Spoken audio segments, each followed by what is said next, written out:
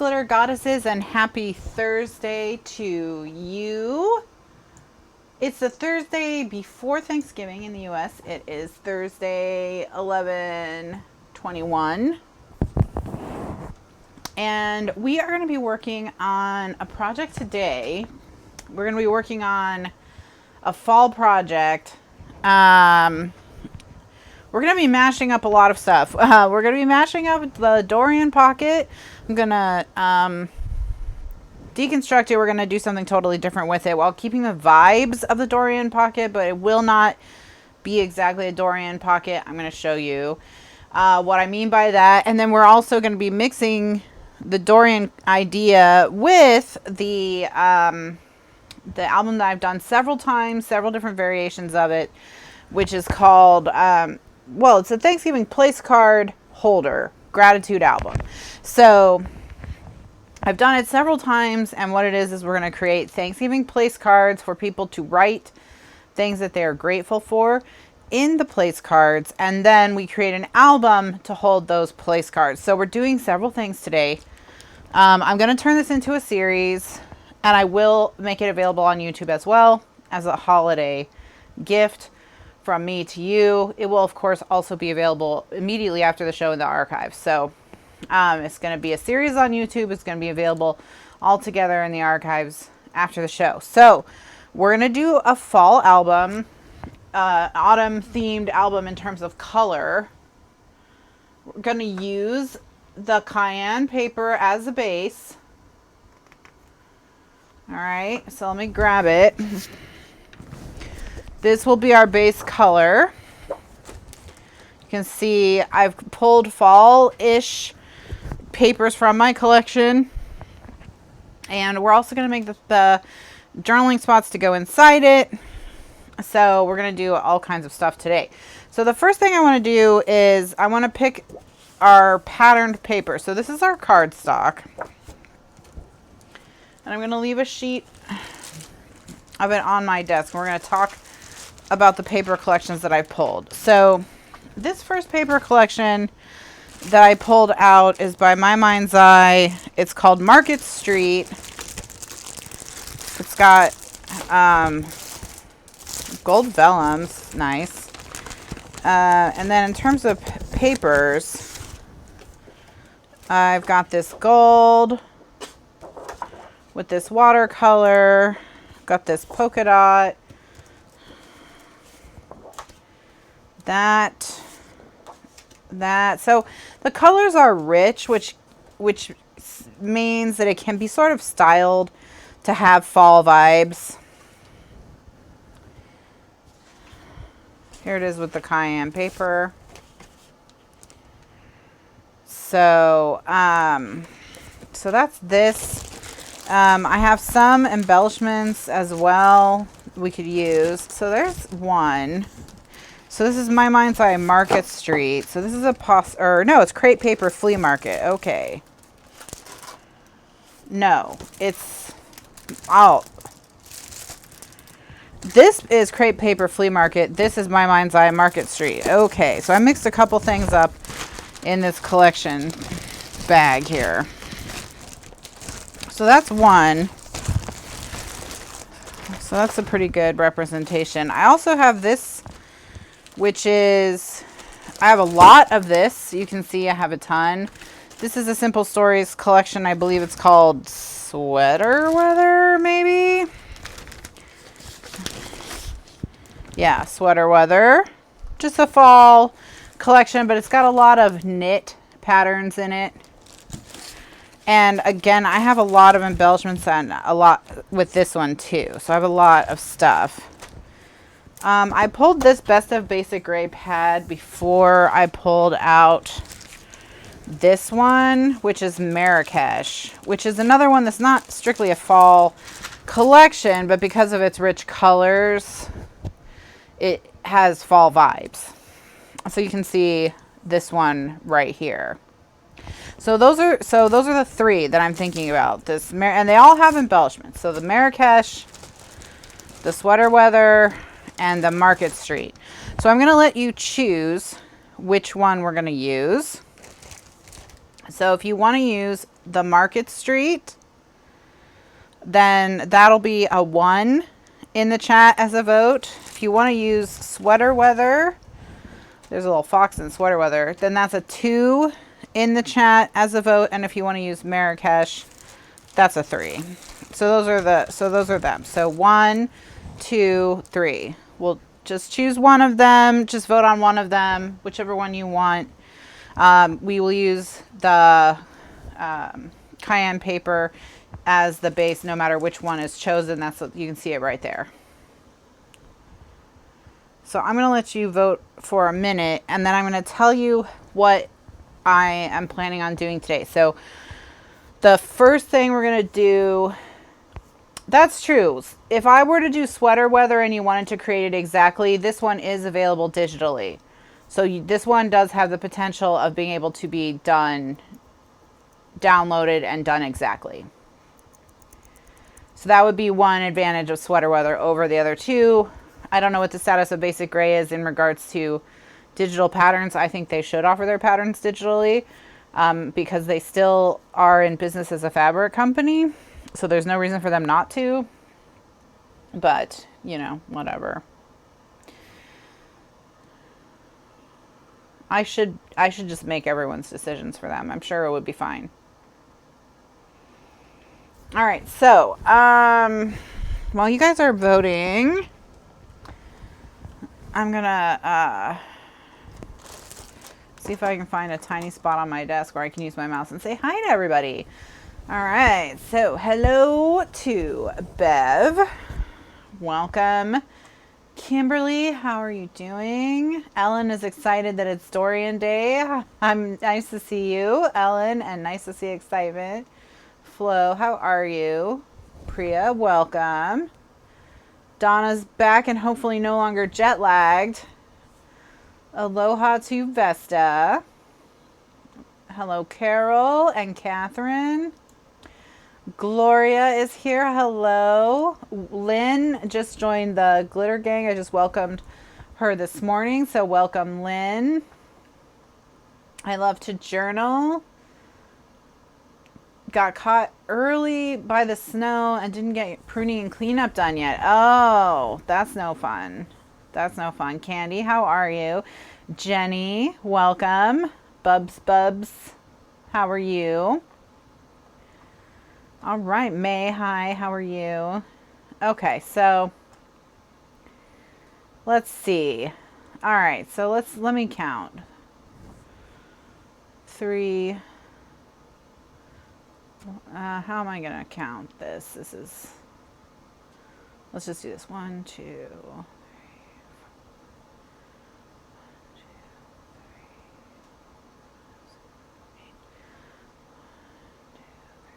3. Okay, so 2, 1. So that's not a big surprise. That's the Simple Stories collection. So Simple Stories does make their patterns available on their website digitally. You can purchase them. And they're not too expensive. So if you do want to recreate it exactly, that will be an option. So that's what we're going to do. All right. So first decision is made.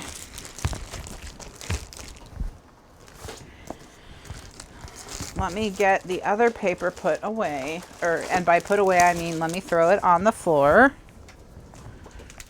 Because that's how stuff gets put away. All right. So, Simple Story Sweater Weather, Cayenne cardstock. That first decision is made. So now what I need to do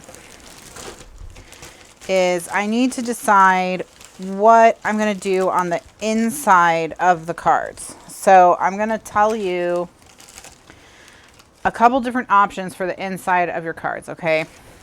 So let's walk through the components that we need to make this book. And today we're going to focus in the first class primarily on the cards that go inside. All right, the place cards. So piece 1 of this album is you make place cards. And you're going to do the table tent style. So that would be where you take a 4x4 piece of cardstock, you score it in half, so it becomes a 2x4 tent. So that way, and then you put everyone's name on the front, and you put a place inside for them to write something that they're grateful for. Okay, so I think we'll just do that. We'll start with that. So it'll be 4x4. You need one for every person who's coming to your Thanksgiving table.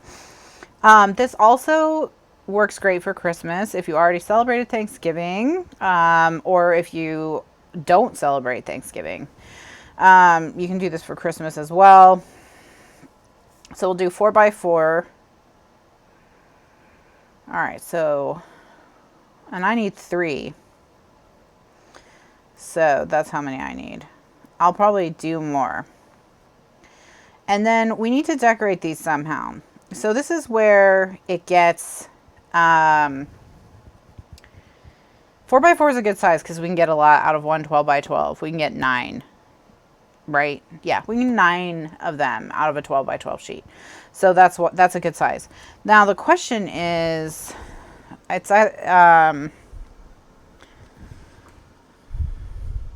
what are we going to put inside? And the best thing to put inside is journaling paper. It has been what I have found. So let's start by cutting up a sheet. And before I cut it, I'm going to score it. So I'm going to score it every 2 inches. So I'm going to score it at 2 inches. Well, not every 2 inches. I'm going to score it at 2 inches and then add 4. Score it at 6 inches. And then I'm going to add 4, and that's 10. All right.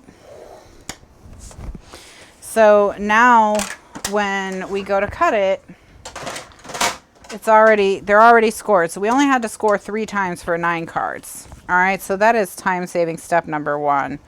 So I'm going to score at 4 inches and 4 inches, or cut at 4 inches and 4 inches. And then turn it and cut at 4 inches and 4 inches. So this project is quick. It's designed to be quick because I always wait till the last minute to do it. And one year I'm going to get it done at like the end of September, and everyone's going to be amazed. But this year is not that year. This year is not that year.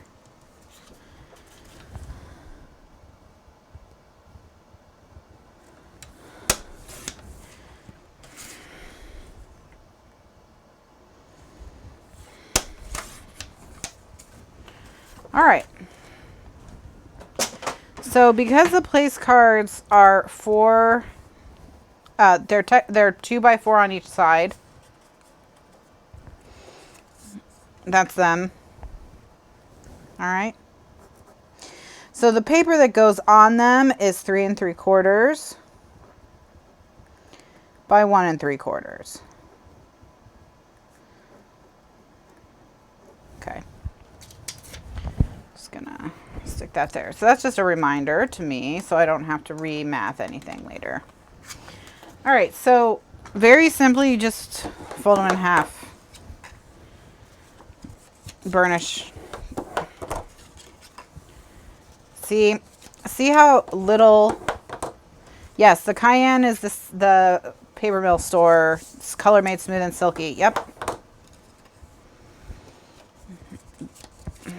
3 scores and just a few cuts very quickly gets you 9 place cards. 1 sheet of cardstock. All right. It's not, is it?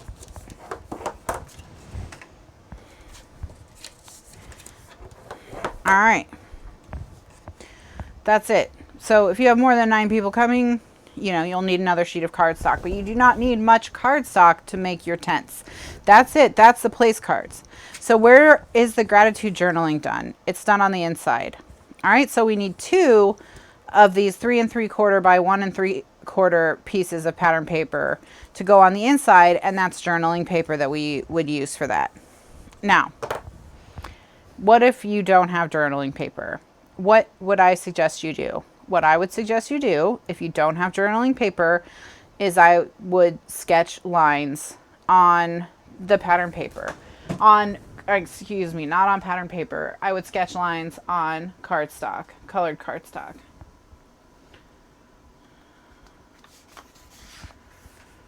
So I'm going to take my swatch book, and I'm going to show you what I mean by that. So let's pick an off-white that we think looks really good with. All right, that's a little bleh. This warmer one may be what we do, which is natural. And then there's one even warmer still called ivory. And the warmest one, which almost has a peach vibe, is really buff. And that's the one I'm going to go with because this is such a rich color. We're going to go with really buff. You don't have to use really buff. I have it on hand. I would not buy a pack of really buff just for this project. I would use whatever off-white ivory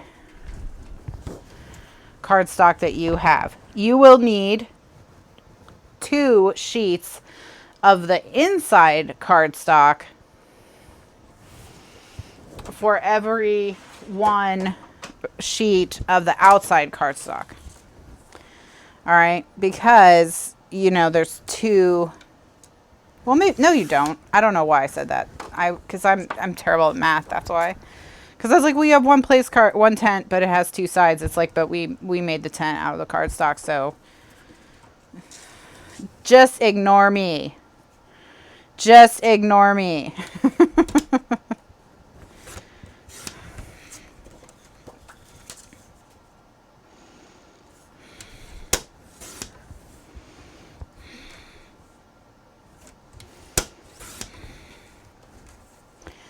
All right.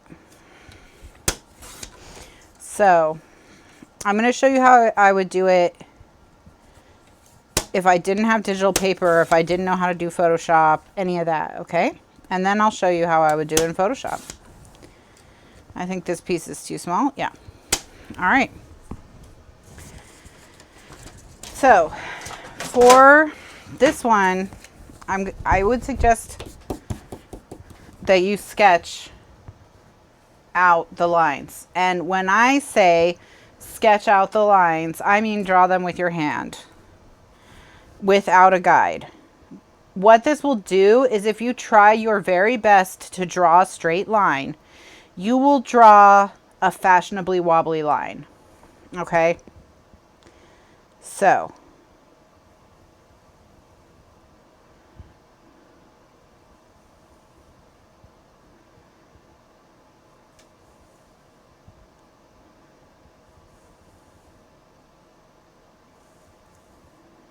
all right, nice. Now, turn it around. Draw straight lines again.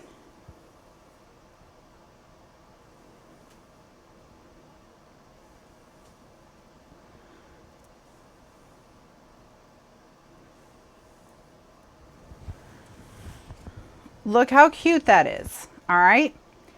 That's extremely cute. This is kind of what it looks like when you try to draw a straight line without a ruler, without a guide, without anything. Move faster than you think. Don't go slow. Proceed with confidence, okay? All right, because if I go very, very slowly and I try to make it really straight, it's not that much straighter, okay? So, but then if I go over it,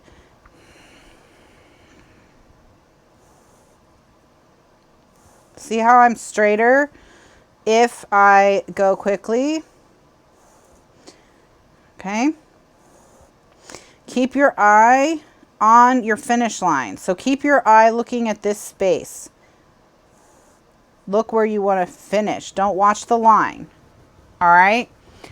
You can do this, and it's very quick. Look how quick this is. This is not hard. You don't need a computer to do this project. You don't need to be good at calligraphy. You don't actually have to make straight lines, because this kind of sketchy line is totally fine. No one is going to be a jerk about it. It's a very cute look. It's a very cute look.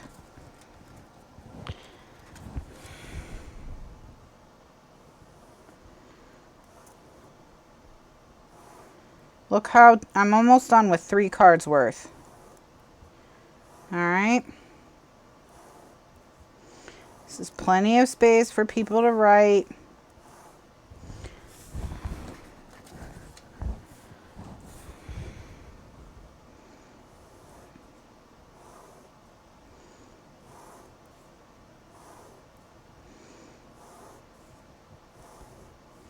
Give them room. Don't make them too close together. Do they have to be the exact same distance apart? No, they don't have to be the exact same distance apart. It doesn't matter.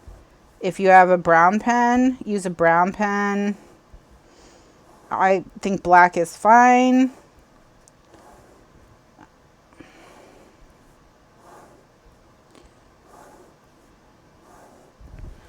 Done.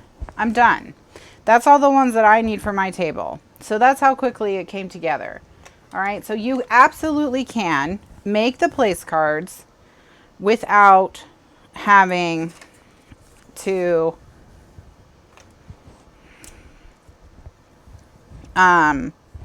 resort to using a technology, let's say. Now, if you want to get everyone started so they know what the heck this project is, you can, write, I am grateful for, on every other one, because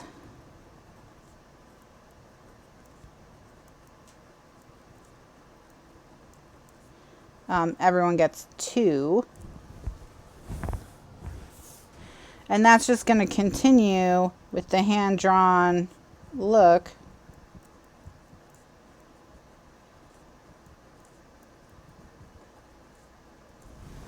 All right, there we go. I'm grateful for. So now everyone knows what to do, right? So what's next? Next, you just put them inside. Okay?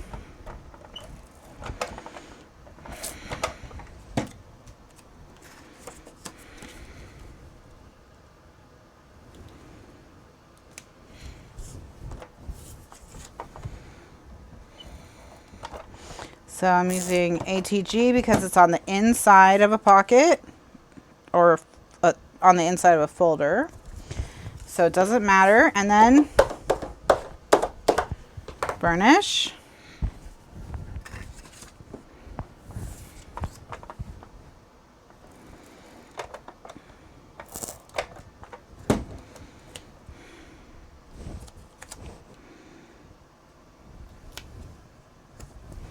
Now, the first year that you make your family do this, they may be grumbly and whiny, but eventually they get over it. If you do it for multiple years, they just realize that this is just how it is now. It becomes the new normal, and they'll get over it, I promise. So you just got to stick to your guns in the beginning. And just what you can do is just refuse to serve dessert until everyone's completed their card. Just hold the pie hostage and they'll get it done.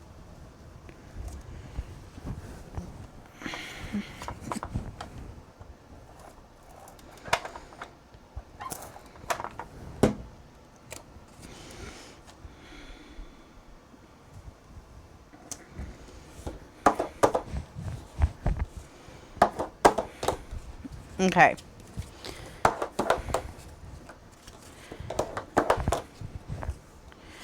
So far this is what they look like. I am grateful for. There we go.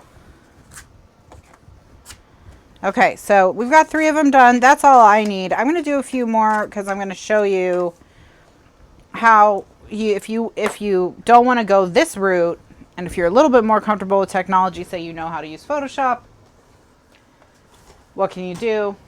I will show you. Let me just switch to the display. Okay, so here's the display. This is Photoshop 2019. And what I have here is a little piece of tea stained paper. So I'm gonna go to image, resize, because I want to bump up the resolution to 300 for printing. And I know that my height needs to be 1.75. That's 1 3/4. And so now I'm gonna say okay. I'm gonna add the grid lines back so that I can cut it down to, crop it down to 3 3/4. And I'm gonna crop the part that I think looks the nicest. So 1, 2, 3 3/4 so now this window is 3 3/4. So I can get rid of the grid lines and just move this so that to where I think it looks the best, which is right here. All right, so this is now 1 3/4 by 3 3/4. And if I want to put a dotted line on it, I can. So, let's see, I want to draw a line. I want a dotted line. So I need to change my brush tip shape to a circle. Well, let's just go with, and then what I'm gonna do is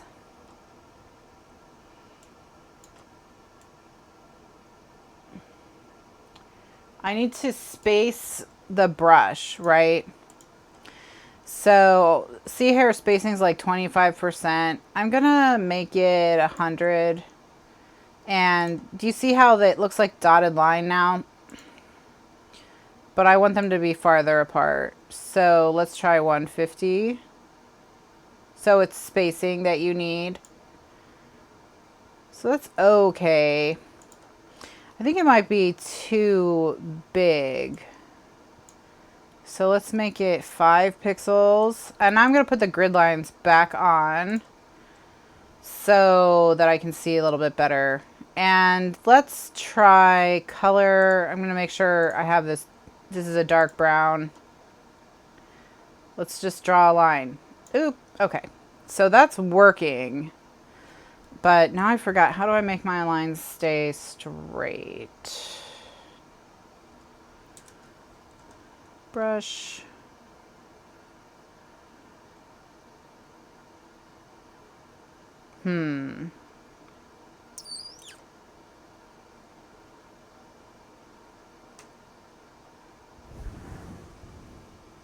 Do I hold it? That's right, the shift key. Thank you. All right. Yes, that's what it is. Okay. So it's where you start it. Whoops. Where you start it, shift key, and then where you want it to end. So start it, shift key, where you want it to end. Start it, shift key, where you want it to end. There you go.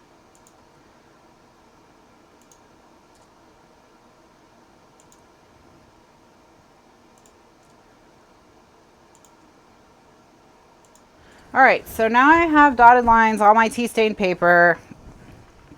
The tea stained paper, I just found an image I liked online. And this is the exact size that I need So if I want, I can add I am grateful for in the same brown that I used. I'm gonna drop the size down. I am grateful for,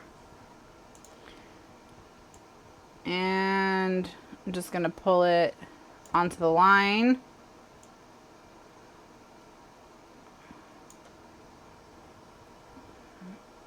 And I've got that. So I print one with I am grateful for everyone who's coming. So what I'm going to do is I'm going to flatten this image. And now I need to print it. So I've got to get my 13 by 19 sheet that goes in my printer. Change my resolution to 300 for printing. Then I just drag these over. So drag this over, all right? Leave it there. On this page, I'm gonna undo the flatten. I'm going to delete the layer with the I am grateful for, and then I'm gonna drag this without over here. And then I can just duplicate these layers for however many I need, for however many people I need. All right, and that's it. Okay, so that's not that hard either. All right, so if you can do it either way.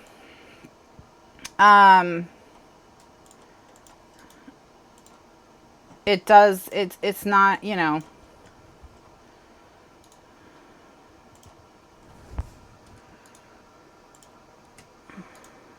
Let's see, how many do I need? Let's say I need 5. 6. Let's say I need 6. All right, so now I have, you know, there's 6 of them on my sheet. Here we go. I'll go ahead and print this out and not be lazy so that we can see it.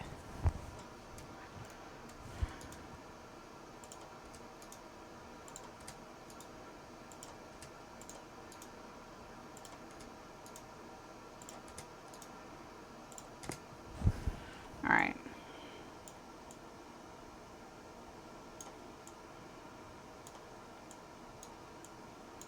Okay.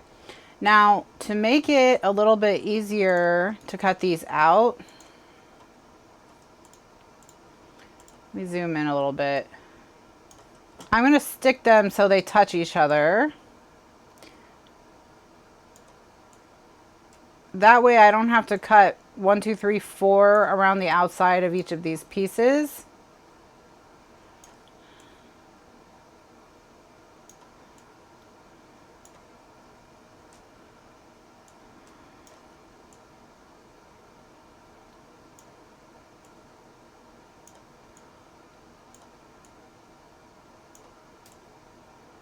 All right, and I need one more of this.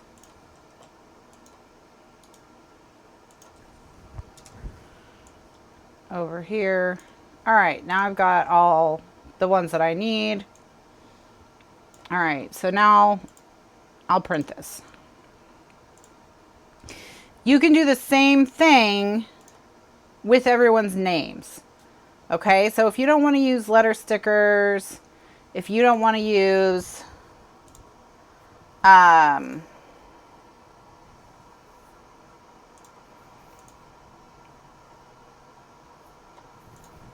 if you don't want to use your handwriting, if you don't want to use, you know, if you don't want to do any of that and you want to do this with everyone's names, you can do the same thing.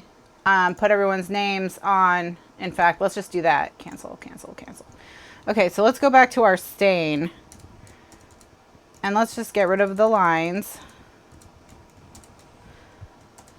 All right. Oops. And we'll just put everyone's names on here. So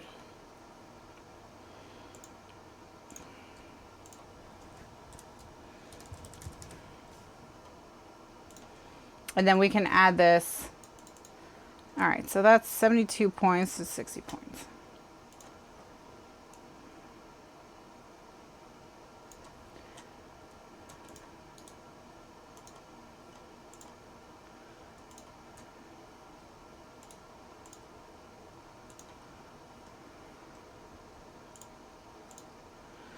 All right.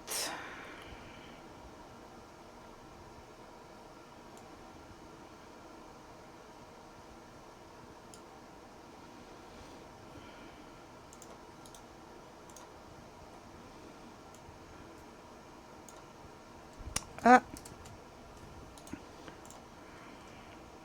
1, 2, 3, 4, 5, 6. Okay, so I have.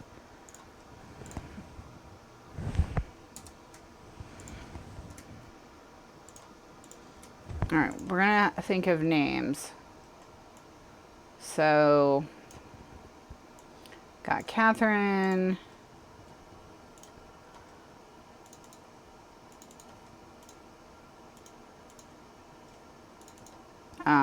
Alan.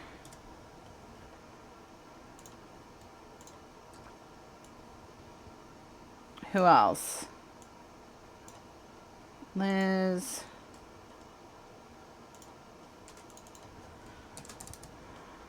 Oh, that's a funny looking Z.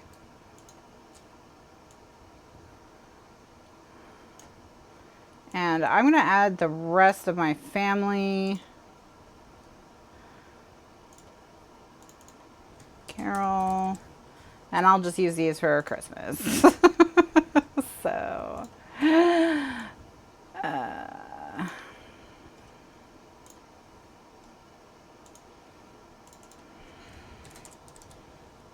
John.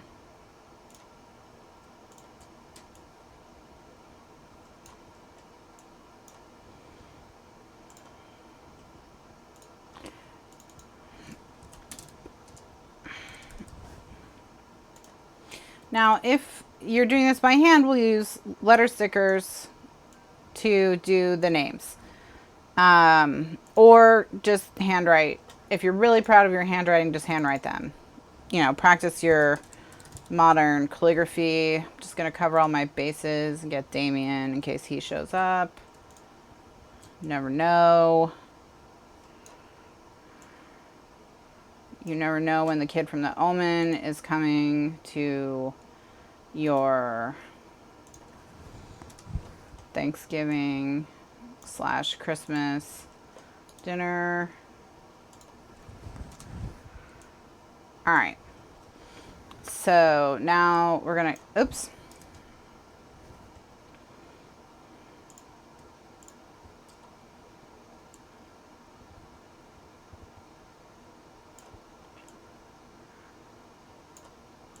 All right, so now I'm good.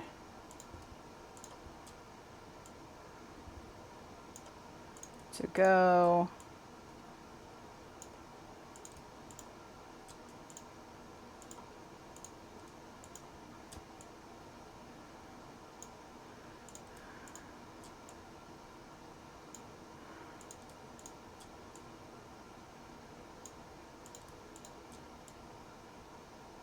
All right. So now I'm all set. Do we need one for Tiny and Kitty? Ooh. Sure, we can do one for Tiny and Kitty. Why not?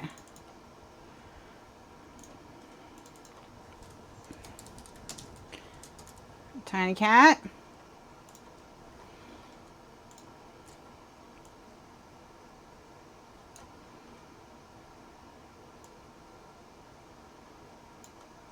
And then we just need to... Well, Tiny Cat and Kitty are not going to be writing what they're grateful for. Well, but we should write it for them. Just because that would be funny. So... I'm going to go ahead and do them on the inside as well. And then we'll be done. Then we'll have covered all of our bases. All right, Tiny Cat and Kitty is now getting done here. Let's see.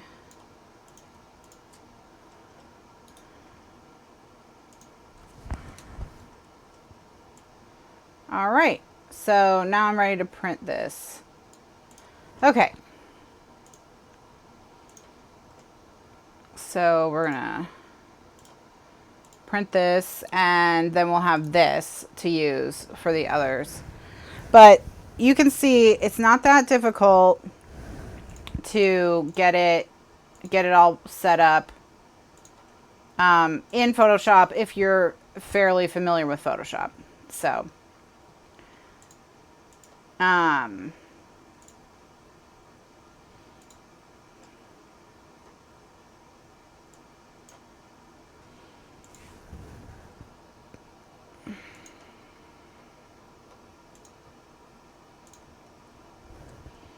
know what? I'm just gonna let the printer handle the settings. All right, so that's done. So now let's get this printed. The printer's waking up, so I just gotta open it all up, put some paper inside of it.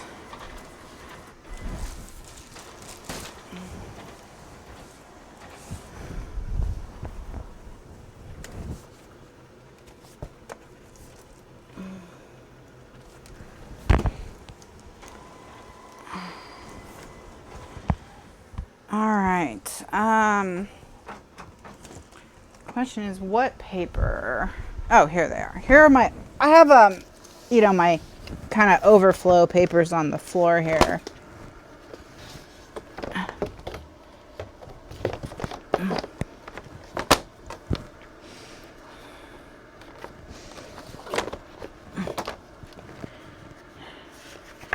The ones that I've, you know, tested and don't really regularly use. All right, so that's printing.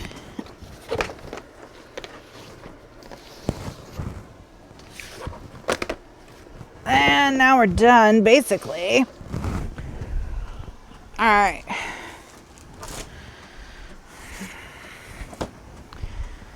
So I'm gonna let that print, and I'm gonna switch back to the desk because we're done with using the computer.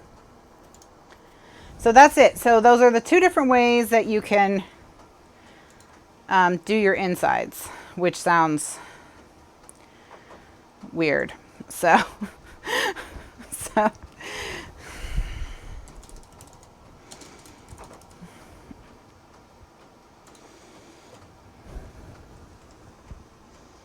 all right. So while that's printing, let's go ahead and talk about how I would decorate the fronts and the backs of these. And we'll do some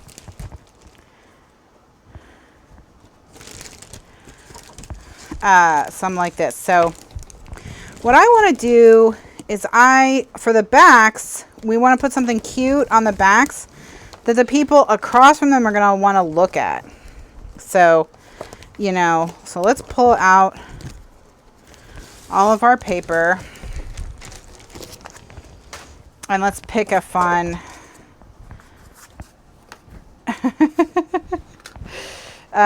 okay. This one might be really good. The sweater, how cute is this sweater paper? And it's colorful, so I'm going to set this one to the side. Paper like this, where it's all in the strips, isn't necessarily the best answer. Although we can use these little 2x2 squares to put little, because we have enough of them for 8, 12, 16. So we have enough to put one on everybody's thing. So I'm going to put those to one side. Everybody's place card.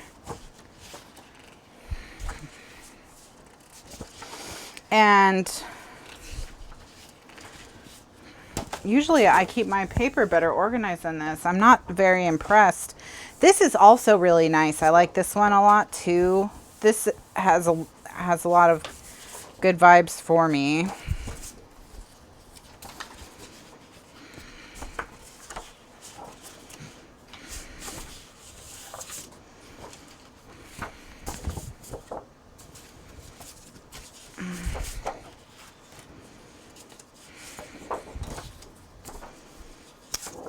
this is cute, but, and I like the wood grain on the back as well, but I think I like the other sweater better. It's a random piece of chipboard. Just, that's fine, whatever. Oh my gosh, this paper pack is very disorganized. I'm not very happy with past Kathryn and the state that she has left it in.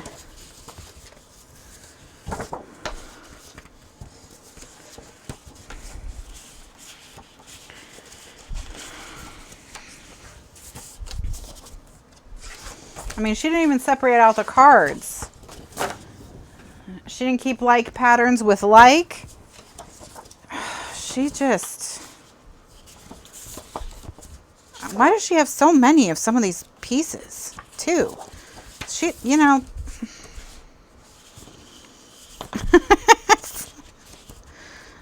What is her problem? Although, you know, shiplap is very in right now. So, according... I think it's got to be 2 or more packs at least, because look how many sheets I have of this one.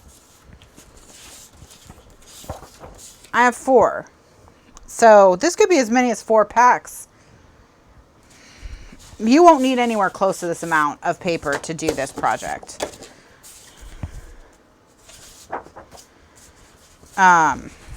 So don't worry. Don't worry. Yeah, look at card sheet after card sheet after card sheet. This has got to be at least 2 packs. I'm gonna look up. I have the and this random piece of cardstock.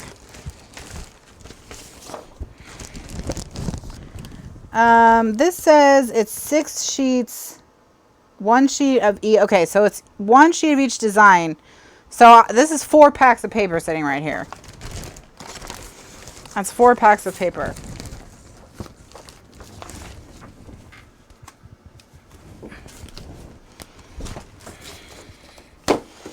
But this particular project doesn't take a ton of paper. So I think we'll be okay. I'm gonna, let me grab another bag. I need to get organized here. For just a reminder, because next Thursday is Thanksgiving, there will be no class, but there will be class next week because there'll be class at 2 p.m. on Black Friday when we're going to do a project that we're doing this, the Simple Stories December Daily album. I'm going to do it as a 12 Days of Christmas, not a December Daily. So we're going to, so it'll have 12 inserts instead of 25, but, yeah. Okay. I think that's what I would recommend, Joyce. I would get the digital and just print off what you need, because you're not going to use like a lot of these cards, so there's no reason to print them all out, you know, that sort of thing. There's not a plaid, so look here. See here how they diagonaled the sweater on this little card? What if we diagonal our sweater? Let's do that.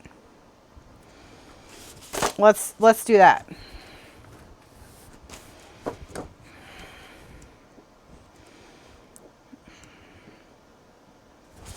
Well, what do we think is cuter? Diagonal sweater or regular sweater?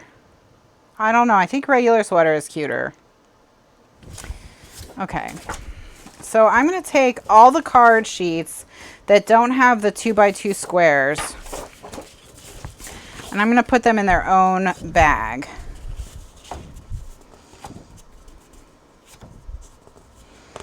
Just to get them out of the way until we get to the point where we're going to work on the album. Because we might use some of them for the album. Once again, this paper pack is Simple Stories Sweater Weather.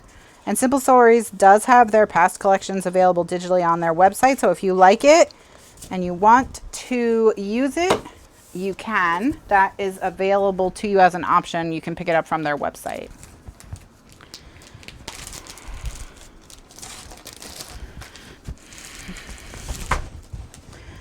All right. So now we're deciding between this sheet and this sheet for the backs of our cards. So I'm going to grab this and say, which one do I think I would want to stare at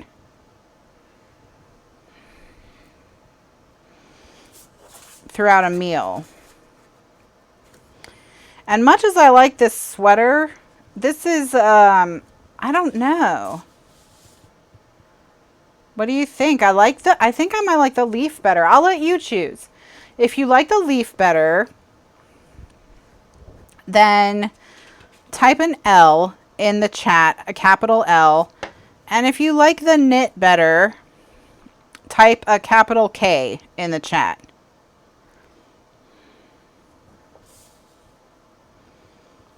Okay, yeah, leaf is crushing knit. I think that's the right call. I think that's the right call. The knit is cute. We'll use it in the album for sure. But I think on the table, this one is cuter. So that's what we'll use.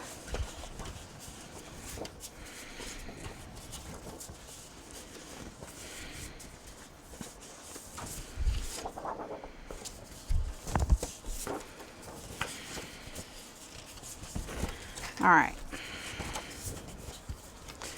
All right.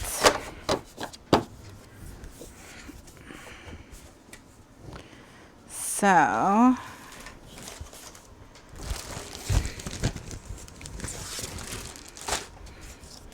I'm going to put the pattern paper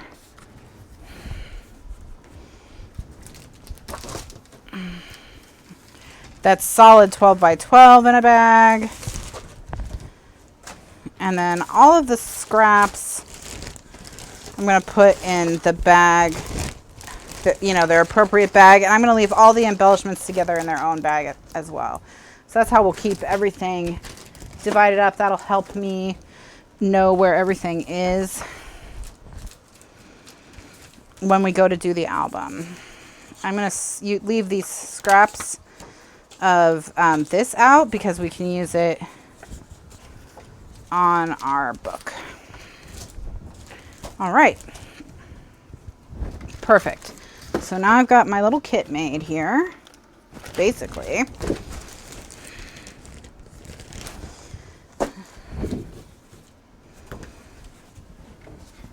Okay.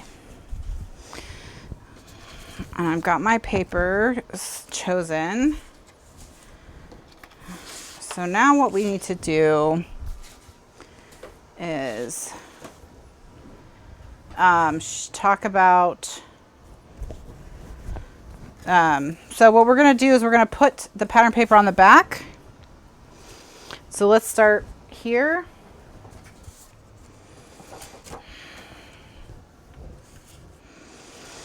And cut everybody into 1 3/4 inch pieces. So before I do that, I'm going to cut a 3 3/4 inch strip, and then I'll cut that strip into the 1 3/4 inch pieces.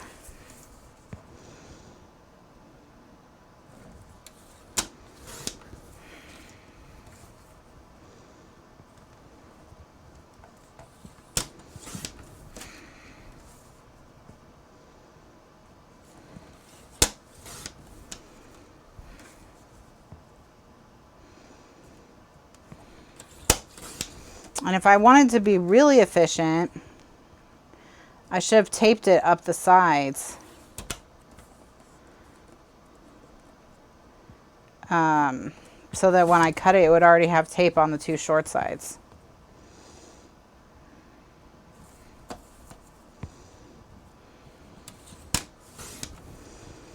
Okay.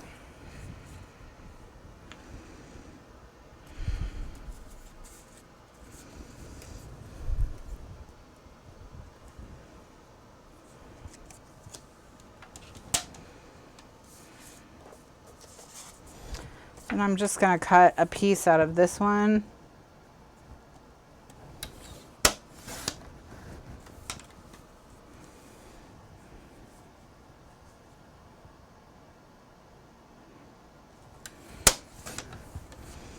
All right, and then let's count how many we have. 1, 2, 3, 4, 5, 6, 7. So we got 7 of them out of our scraps. So that's good. We can get the last 2 out of a little strip. All right, so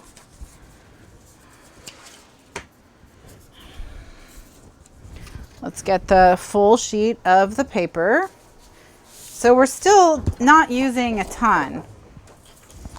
So I'm going to cut a 1 3/4 inch strip off of this. And then we'll cut it. Ow, I just scratched myself with my nail. Great. Okay, 1,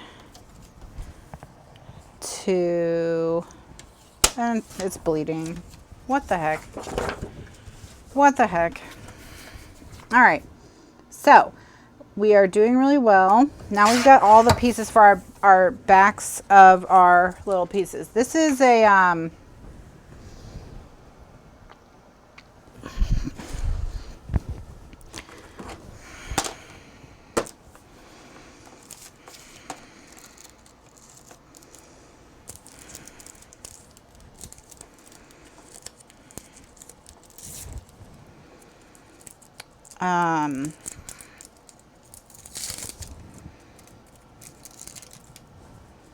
I don't know what I was going to finish that sentence with.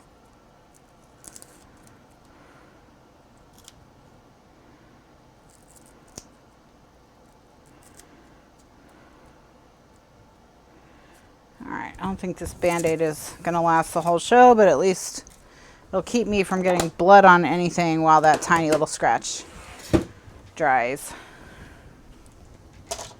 All right. So now what I'm going to do, just show your Band-Aid. Well, I was already excused from all Thanksgiving duties, so that's okay by me. So now I'm going to run a chain. So this is what I mean when I said I could have taped the strip before, you know, I stuck these all together, but that's okay.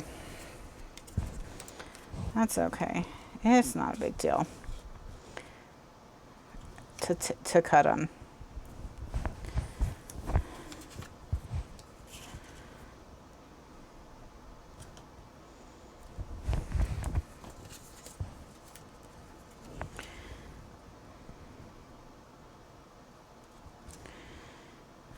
So Monday on the Kathryn Scraps Facebook page, which is facebook.com/Kathryn Scraps, I'm going to put up the post that you have to comment on to be entered to win a prize for Black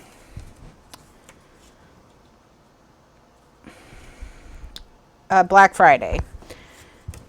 So, and there'll be, I'll probably do a prize for sharing the post as well, like I did for National Scrapbook Day. So, you know, that'll be on Monday. So you'll have from Monday to Thursday night to add your name and share the post to be entered to win a Prizola on Black Friday. So, ugh.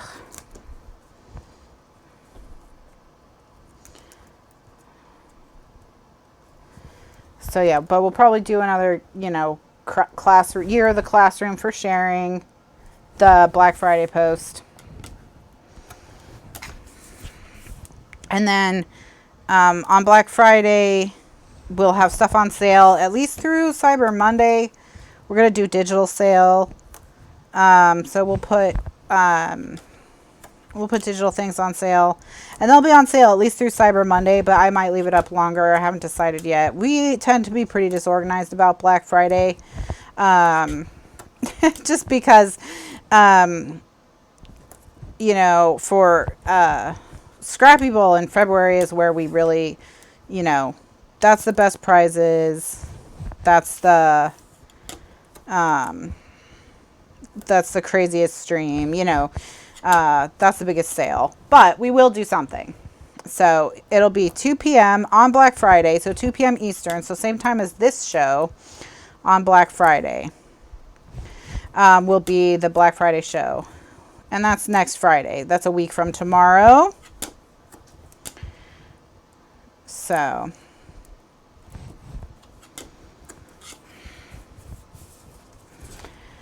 so yeah, so that's what we're gonna do. But that'll be fun. So we'll have fun. We'll do that Simple Stories project. And yeah.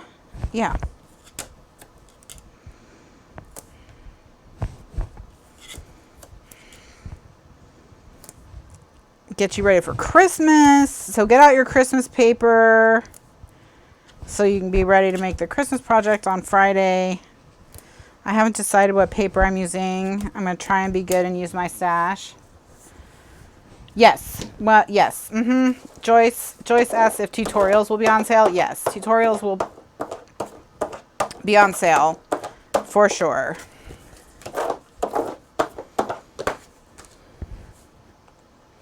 And then usually for, so yeah, so there, we'll do a digital sale. Tutorials will be on sale. Absolutely. Absolutely. Gonna give away prizes. I found a bunch of cardstock recently. So one of the prizes may be a medium flat rate box filled with colored cardstock. Some prizes will definitely be scoreboards. So there'll definitely be scoreboards. For scoreboards that I said were not great. For the Christmas project, I don't think you're going to need... Okay, so here's what I'm thinking of doing. Let me get out the punch board because this will help me tell you. I'm thinking of doing an envelope. I was hoping I could do an envelope that would hold my 6.5 inch by 8 7/8 inch double photo mat. But the biggest one is 6 by 8.5. So if we won't be able to use the punch board, which doesn't mean anything, we could just do one.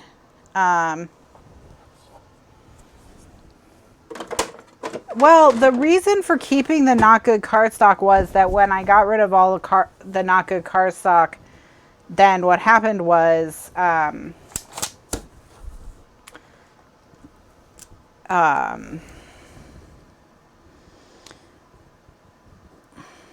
didn't have anything to make templates out of. That was my problem. Okay, so this 8 7/8 inch by 6.5 inch photo mat would need an envelope that was 9 by 7, let's just say, to make it easy. So we need a 9 by 7 envelope. Probably needs to be a little bit bigger than that, but let's just see.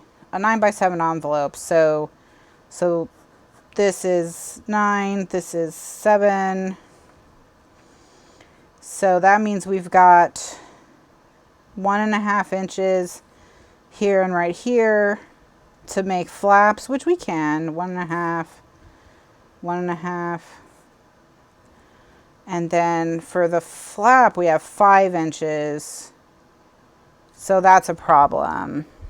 The envelope would require two pieces of cardstock. Okay, so the envelopes are going to require 2 pieces of cardstock. There's 12 envelopes because we're going to do 12 days of Christmas. So you'll need 24 sheets of cardstock just for the envelopes. All right. Or pattern paper if you want to do pattern paper. They can be made out of cardstock or pattern paper. If you choose pattern paper, choose a paper that's like not directional, that looks just as good upside down, sideways as it does right side up. Okay. So you need 24 sheets of cardstock to make the envelope bases, in which case you would need 12 sheets of the pattern paper, or you need 24 sheets of pattern paper. And then you'll need like 4 to 6 sheets more to construct the box, plus a couple sheets of chipboard. So it is going to take a good amount of paper. So So I would be prepared. I would say to be on the safest, to be on the safe side, to pick a cardstock that you have 2 packs of at home. So I'll probably use craft. So I know that's so bad because I to end the year with, but I don't think I have 2 packs of any other color except the flag blue. Yeah, I don't. I don't even have enough hunter green left. I have only just about 1 pack of hunter green left. So I'm going to have to use craft. That's okay. That's okay. So yeah, 2 packs of cardstock. But I have 250 sheets of the craft. So that's what I'm going to use. All right. Okay, so these now need to just get inked and stuck down. And then we're going to stick, and we're going to stick their little tiles to them. So how many tiles do I need? 9. All right, let me get my paper.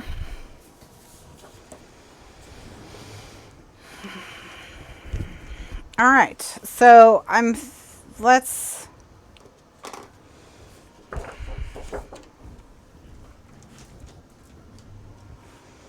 let me cut these apart really quickly on the big trimmer.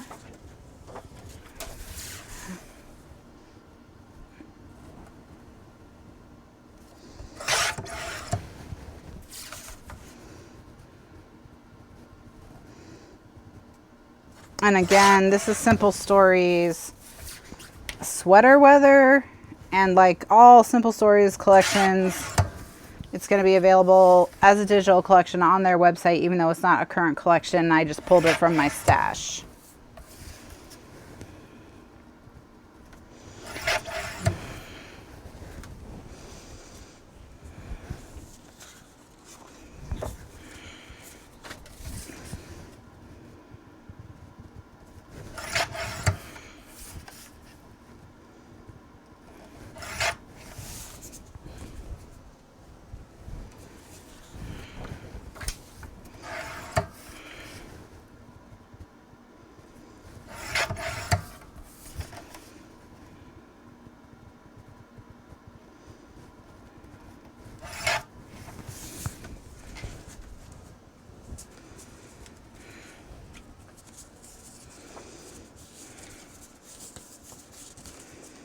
All right. So, got this.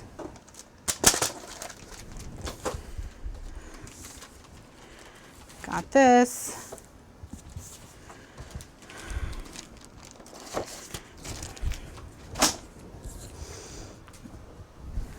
So now, let's pick the ones that we think would be cute. So I like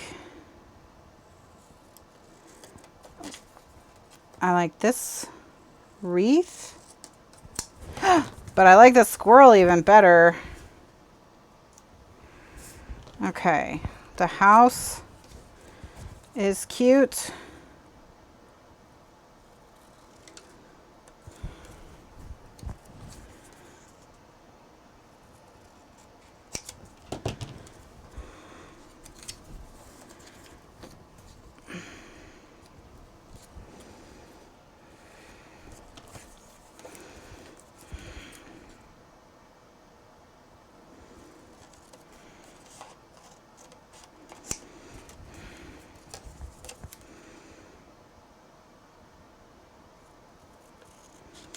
Okay, so I like the pumpkin, the leaf.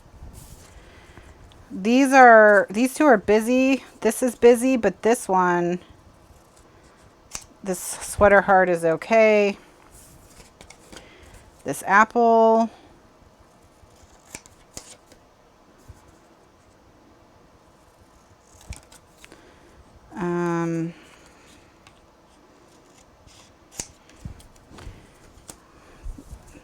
This porcupine. All right. Apple. So I'm just taking the ones that aren't too busy, and then we'll pick our 9 favorite from them.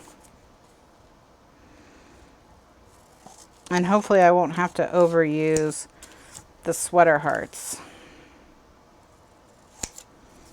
Acorn, another sweater heart, fox. Okay. So just unique ones. We have 8. So, oh, I'm going to get rid of this. This orange is different than the oranges in the rest of them. That's why this one's getting rejected. All right, so we've got 8. So then we just pick the sweater heart we like best. I think the sweater heart that will work best is the darkest one. There. Done. Got it. Okay, now I'm going to ink the edges of these in brown ink. And I'm going to test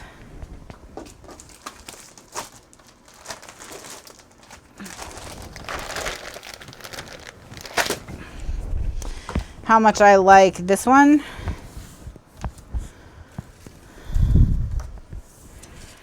This is an India ink marker. Ah! Okay. The brush tip, yeah, okay. So no, I don't want to use it. I'm just going to use the Sharpie. That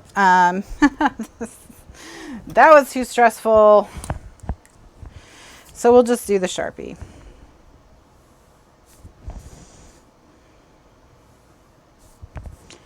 This will give them all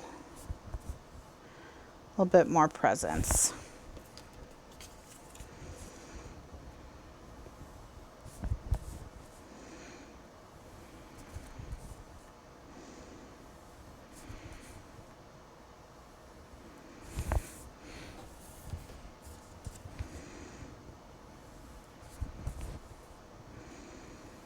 All right, so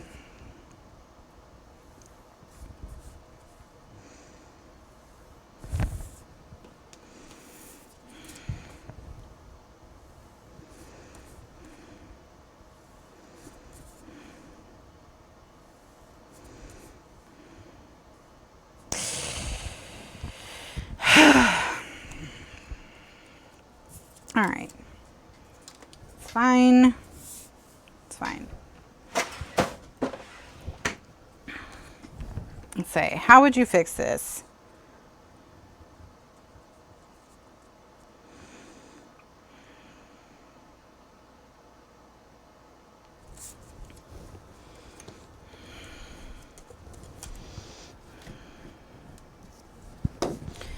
See, I was trying to be fast,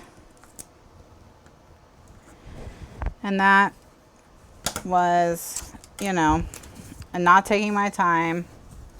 So I'm going to fussy cut. Yes, exactly. We're going to fussy cut these. We'll just fussy cut all of them. So I'm going to, I'll make a tape chain. It's no big deal. It's no big deal. They're all going to get the snip.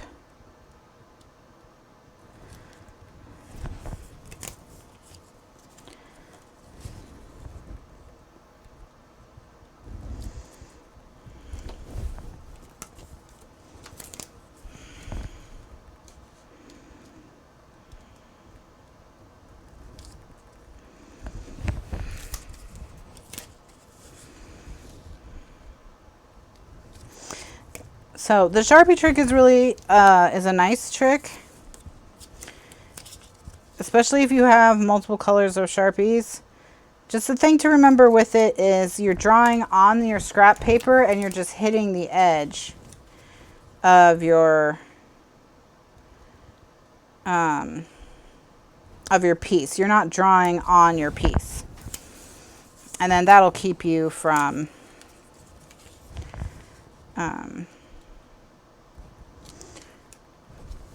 drawing, getting too much ink. Okay.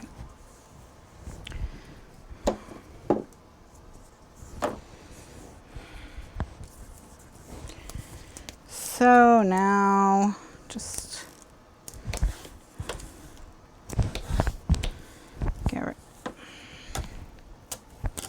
and we'll cut everybody out. And if you're wondering where, you know, the other paper, the paper for the fronts is, it's drying. I haven't tried it with a gold Sharpie, but I bet it would look cute. All right. So I'm gonna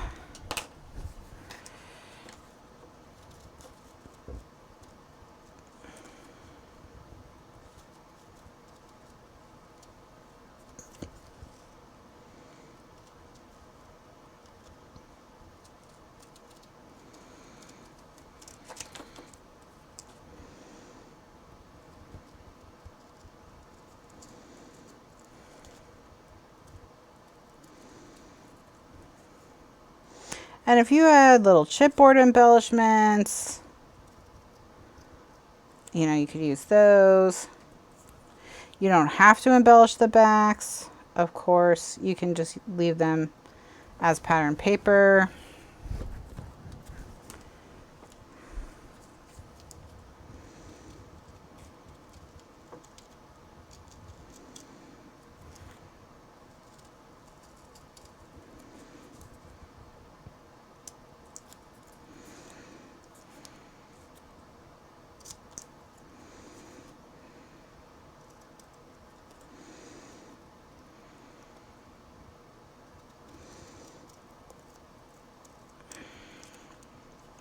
And cutting all these little pieces out is something you could do while watching a movie. You know, you don't have to do it sitting at your desk.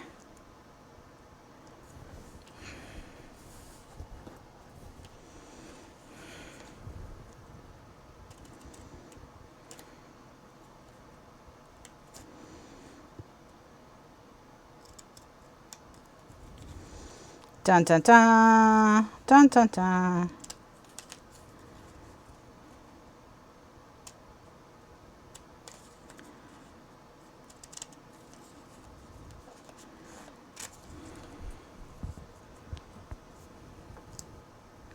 Yes, you could absolutely attach the pieces with dimensional tape. That would be cute too. Make them stand out a little bit.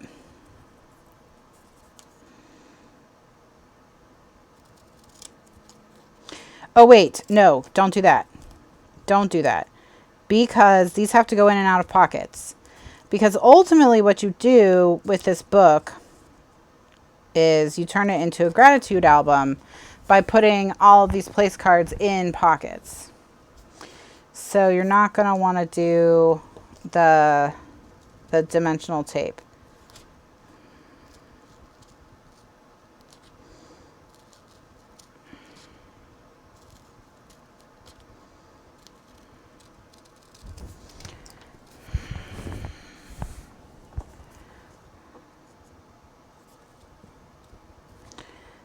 With the heart, I'm going to cut it out with a little bit of the brown,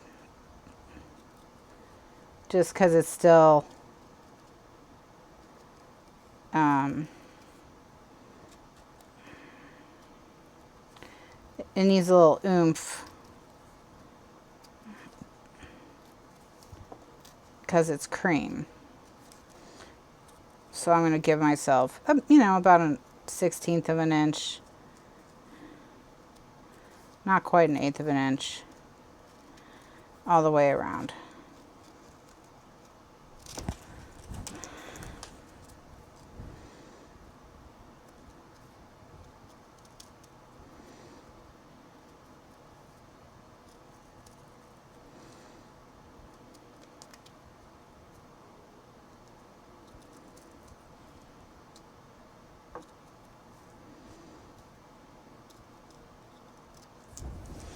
Okay.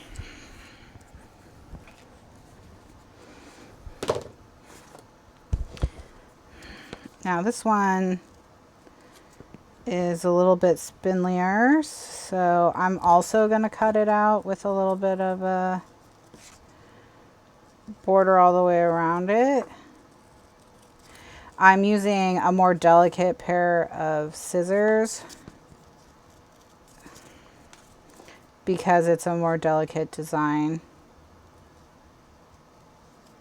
With scissors, typically I like to use the biggest pair that'll get the job I'm doing done. Because the larger the scissors, the fewer the cuts. So these little tiny detail scissors I use for tiny detail projects. I don't use them for all of my detailed cutting.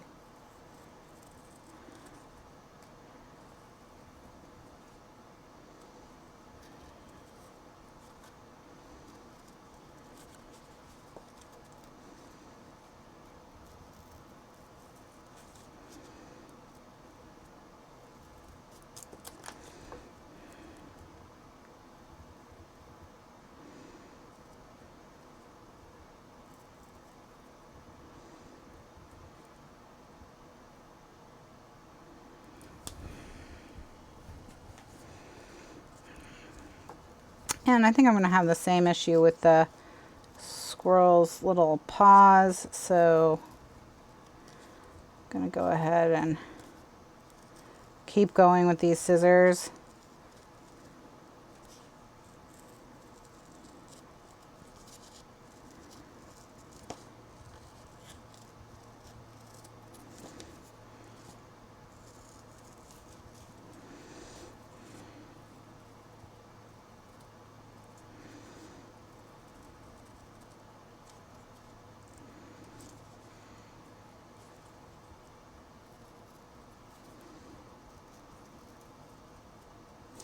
All right, so my sister and I saw one of the worst Christmas movies ever.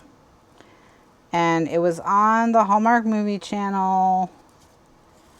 And it was Married by Christmas or something. And anyway, the whole plot revolved around this family food distributor company, and the original owner, the grandmother, had quote-unquote old-fashioned ideas according to the parents, and so she left the business to her daughter's husband and then said it had to be like passed to the husband of the granddaughter who got married first. And I was just like, oh my gosh, what, like, this is a plot that really doesn't make sense. And so instead of doing what like anyone in this circumstance would do, which would be like writing up some kind of prenup or challenging the will in court or selling the company, you know, whatever, they're like, the plot seriously revolved around the daughter who worked at the company trying to find someone to marry before her sister, who doesn't like working at the company, gets married on Christmas Day. And I was just like, this is so...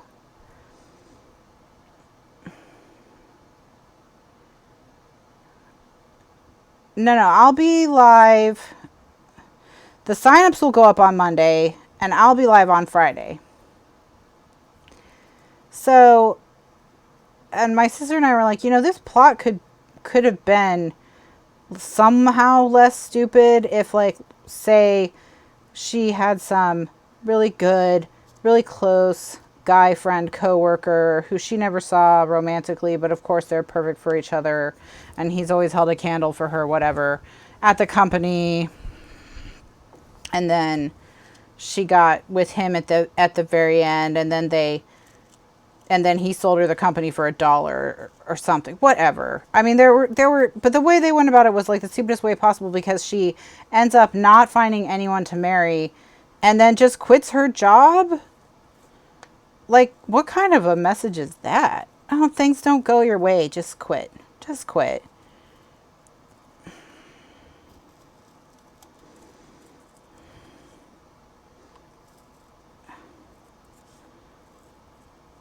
Yeah, exactly. Yeah, sign up will be on Facebook. Yes. Mm-hmm.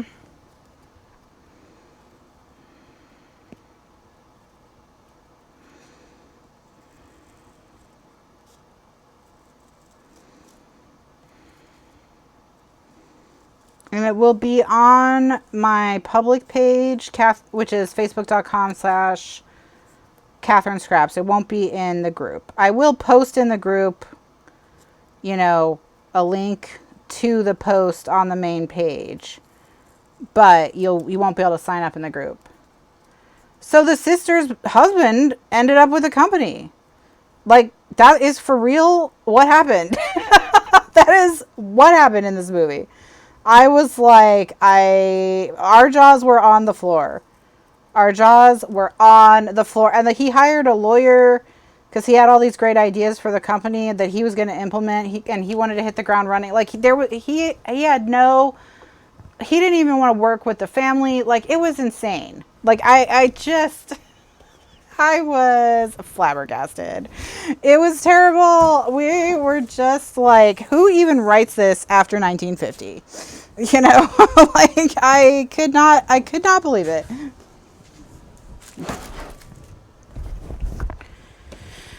So yeah, woof. That one was bad. That Married by Christmas, I think, or Engaged by Christmas, something like that. Oh, it was terrible. It was just terrible. The ones that have this cream outline, I'm not going to ink. It's just the other ones that have darker outlines. Yeah, it was really bad. It was really bad. And this one I need to finish trimming the stem. I may have to...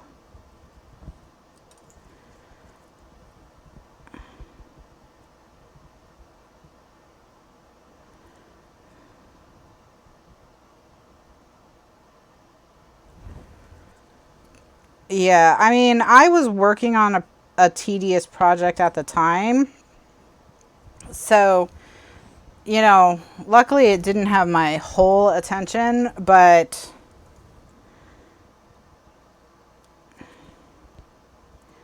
now we didn't finish it. I mean, we did. Oh no, we did finish it. Yes, it was a Hallmark movie.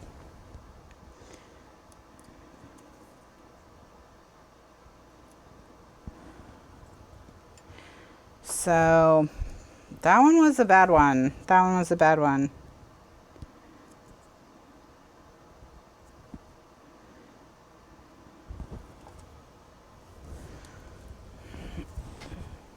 But I was working on, so we went through and we organized our spice cabinet.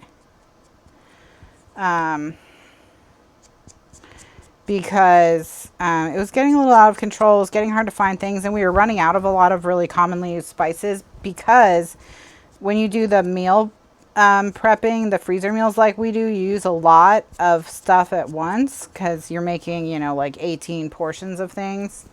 So what I was doing while that horrible movie was playing is I was scrubbing the labels off of spice jars where the spices had expired. And, you know, and we were going to reuse them because now we're buying our spices in bulk. And by bulk, I don't mean in giant containers. I mean with no packaging. So, and we wanted to just use those because I couldn't really, you know. So that's what I was doing. I know. I'll show you a picture of my super organized spice cabinet. You're all going to be amazed. Or maybe you won't. Maybe you'll just be like, well, that looks like a spice cabinet. But so that's what we did.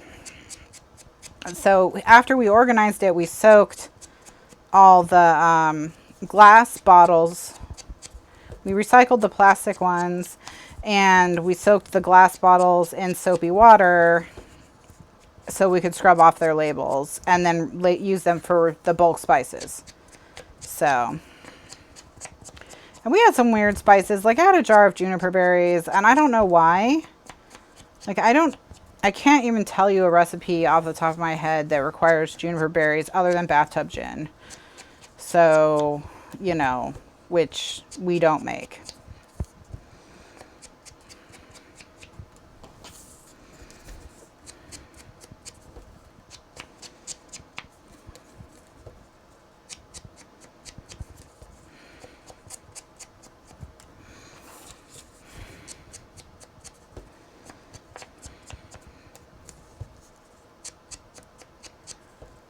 Well, we tried that first, Judy, but a lot of them were glued on with a liquid glue, and undo won't work on liquid glue. So we did eventually have to soak some off because of that. All right, so now we have all of our pieces. I have to find the 3. Okay, here's the 3 that we already did. So make sure that you put it on the back. So this is the front and then this is the back. So they'll go like this so that when you open it up, see, it's like that. So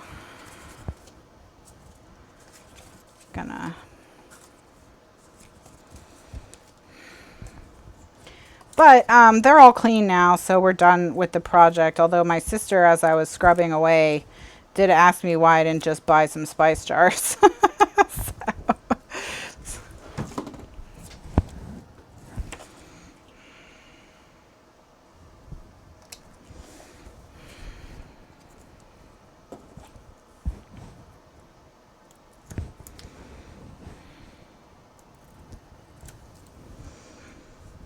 I might have used the juniper berries in a spice rub, and another thing I thought of was maybe I used them in a brine. Okay, how cute would that be across the table from you on Thanksgiving? Come on now. That would be so cute.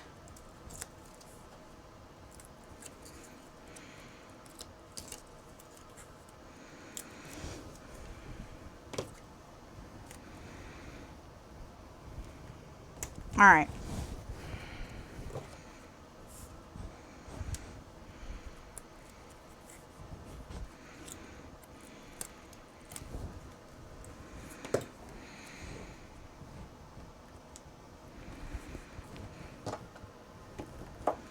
All right, so we made the right choice using the little critters, I think.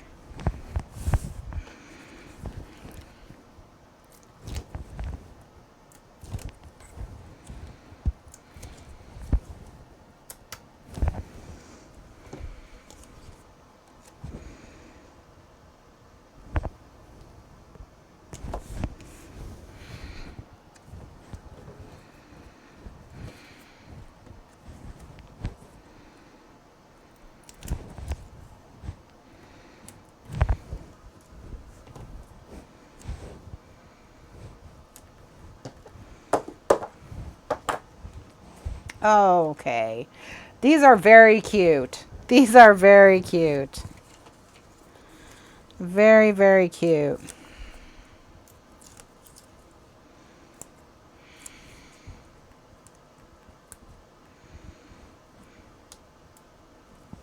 Yeah, it would be nice if we had 9 different critters, because the critters are the cutest, but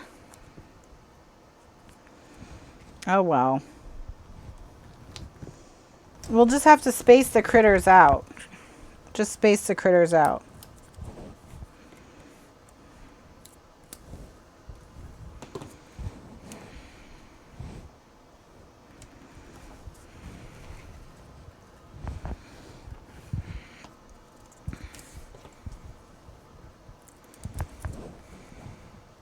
But yeah, so that one was a disappointment, but usually they're not too bad. And then Netflix emailed me today that they have one coming out that involves time travel. And it sounded like it involves a dude coming to the future from the past. Which if the thing is he ends up staying in the future, then I'll be okay with that. Because, you know, I've mentioned this before, but my biggest problem with time travel is the past sucked in a lot of ways. So I don't know, like, why people want to go back to a time before, like, ibuprofen and antibiotics. And, like, I just can't imagine any guy being so... I can't imagine being so attracted to a person that I would stay in a place without indoor plumbing for them. I don't think that a person exists that I would live without indoor plumbing for. Sorry. I just don't. I know. It's just not going to happen. I'm not going to live without indoor plumbing. I'm not going to live without ibuprofen. I'm not going to live without antibiotics. Without period supplies. I just, no, absolutely. I don't want to live in a world before Irish Spring. Okay. I just, no. No heating, no cooling. Come on. No guy is that hot. No guy is that hot.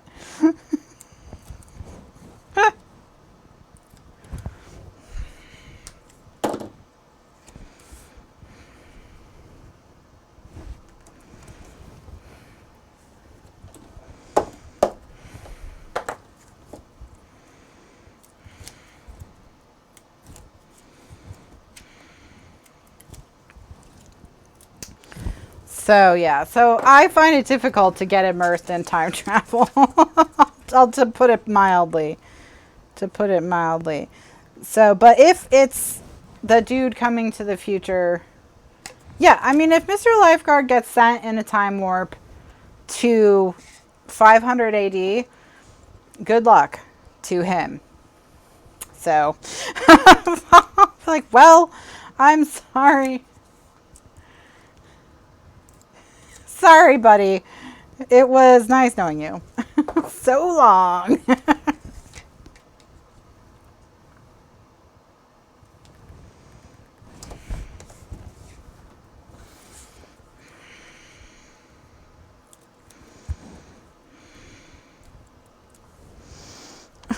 Yeah, I'll remember you fondly.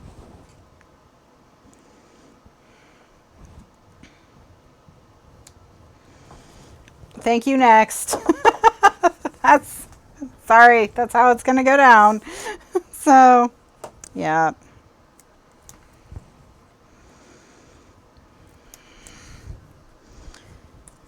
Like, yeah, indoor plumbing wins. It just does. When we were watching, when I found that video of that woman who has to buy all her food for 6 months because of she lives in the mountains. That is, I wouldn't even do that. Okay, like I wouldn't not even do that. And a friend of mine and I were talking about it, and she's like, "Can you imagine what it was like, just like to live back, like when they invented canning, and how much of like they must have felt like." You know, what a huge achievement that was. And she's like, and I would think that with canning, she's like, that's something, if you mess it up, your family starves in the winter. And I was like, I know exactly. Like, I can't even go back to like Laura Ingalls Wilder times. Okay. I can't even go back to when we were starting to figure it out times. I'm not even sure I could handle the 70s. Okay. So like, because now can you imagine going back even to a time in American history where there's no smartphone and knowing what a smartphone was, being in that time and knowing what a smartphone was and being like, okay, so it's just 40 more years before the iPhone. I just got to hang in there. So, no. All right, let's see how our paper turned out.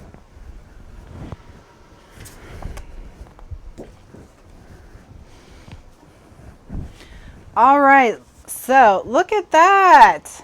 Isn't that pretty? These turned out very nice. Well, if I got sent back to 2001, I think what I would do is I would just suck it up and buy stock in Apple and buy stock in Facebook and all of that you know, like, yeah, you could help yourself out a little bit, but there's, you know, like,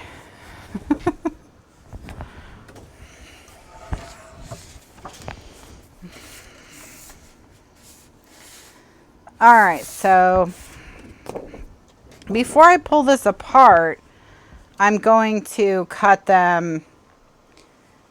I'm gonna tape them. Okay. So I am gonna sort of roughly cut them so that, you know, I know where the edges are.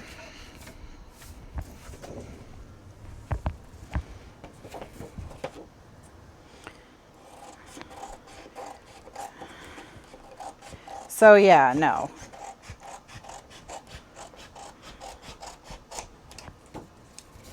Melody's drawing the line at the invention of undo. So yeah, I know that it's about escapism and whatever, and you know what, when people are writing time travel like romance novels, for example, they're not thinking about, oh, wouldn't it actually be great to actually go back to medieval Europe? Because I don't think anyone actually wants to go back to medieval Europe. But I think it's like, oh, the chivalry and all of that. Just like the kind of sanitized, romanticized version of it is what is wanted, right? Like, not the actual Black Death. Not the Black Death. However, the Black Death is back, so that's fun. Yeah. The World Health Organization reclassified it as re-emerging. So apparently it never went away because like rats always have it. But for some reason it's making the jump. All right. And what I'm going to do so that I know where to put the tape to get the edges, I'm going to make snips in the paper where the line is.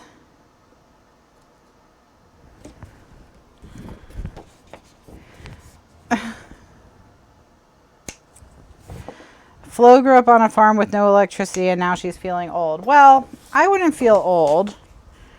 I mean, not all parts of the country or the world even, you know, modernized at the same rate.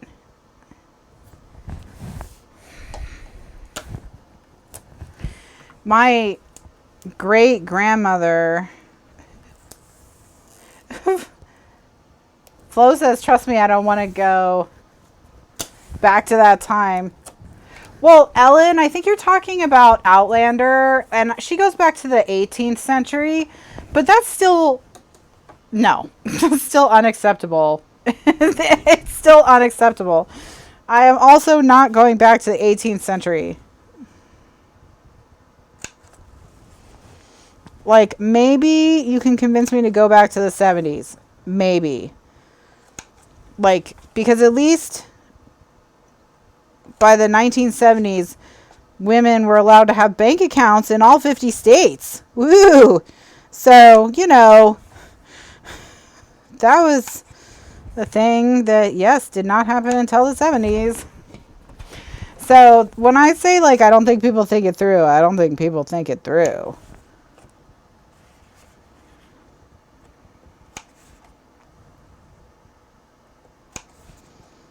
Well, that's when they could have a bank account without a male cosigner in all 50 states.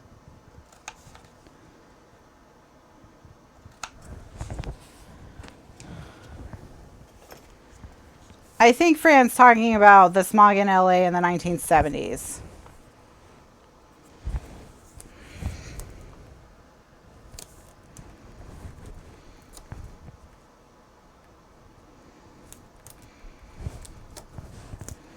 Not today.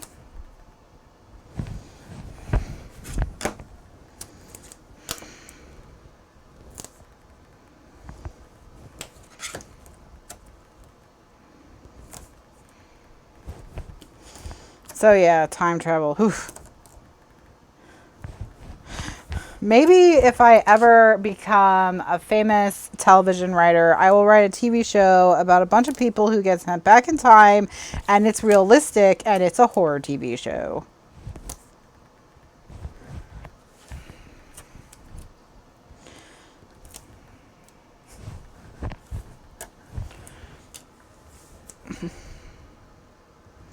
We talked about on the show the worst year in human history, right? We've talked about that. Or did we?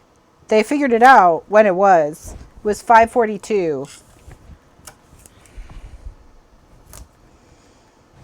And the reason they determined that it was 542 was because in the late 530s, a volcano went off in Iceland that was so big that it blocked out the sun over Europe for like years because of its ash cloud. And so that lowered the temperature of the earth, and crops failed and everyone starved. And then the people who lived through that in 542, there was a wave of the plague. And so a bunch of people died from a bunch of the people who survived the volcano and the subsequent starvation died of the plague. They said it took over 30 years before people got back to normal.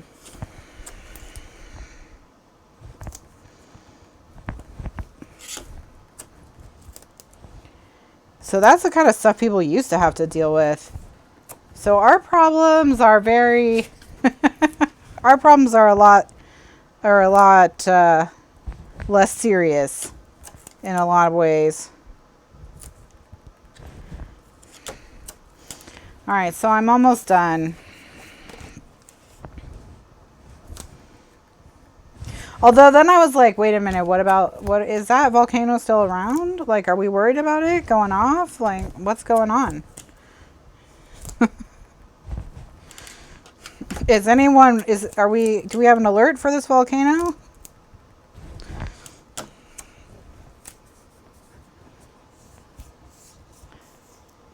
No, it took 30 years for people to recover. So the volcano ash cloud stayed for a few years.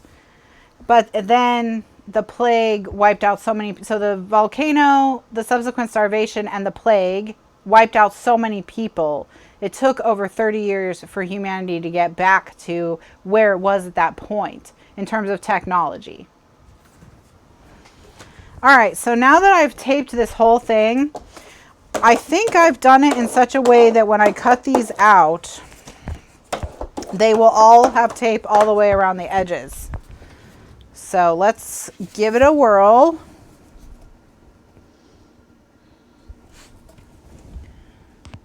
And see how we do.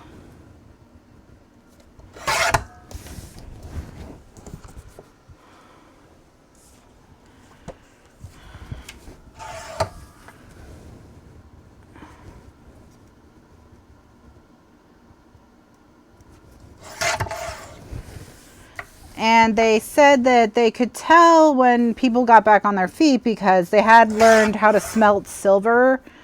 And they can tell by the rocks or something whether or not people were smelting silver. And they said it took them 38 years before they were smelting silver again.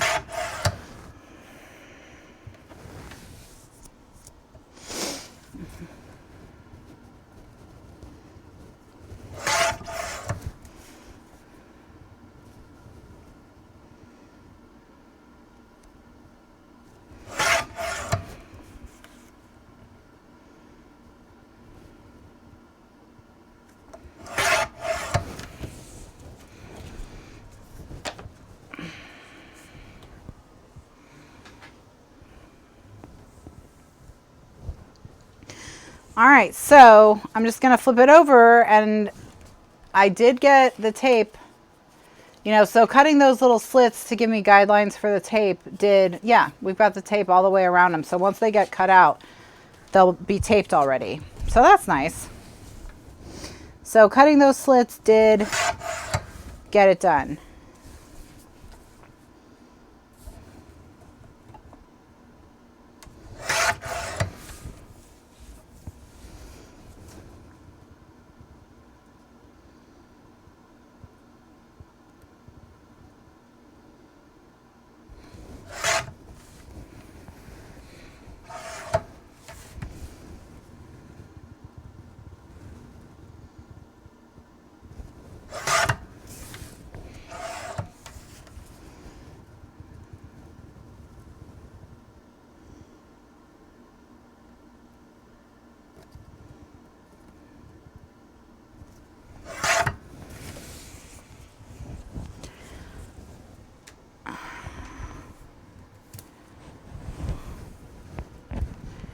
All right, so we've got them cut into strips now, and I'm just going to use the smaller trimmer to cut them into the individual pieces.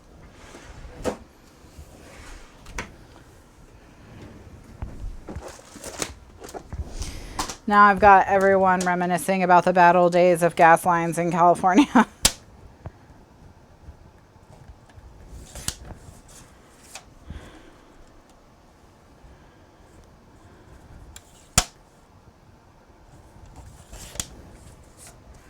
All right, so I did get all the way around. So we're in really good shape. So I'm going to make 3 piles. I'm going to make the name that I am grateful for and the one that doesn't have any.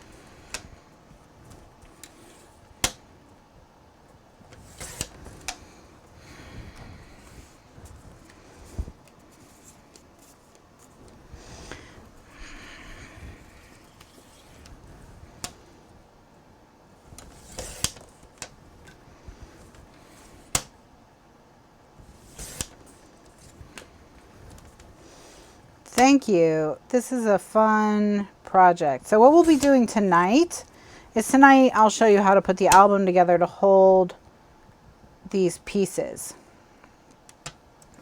All right.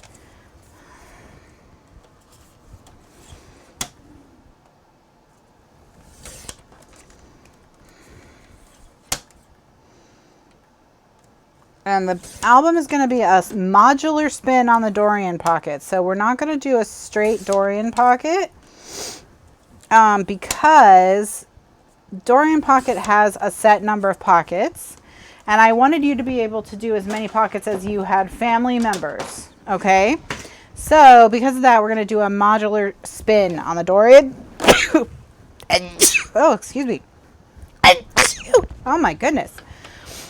A modular spin on the Dorian pocket. So we've got Kathryn, John, Alan, Carol, Scott, Liz, Kitty, Tiny Cat, Damien. 9. Perfect.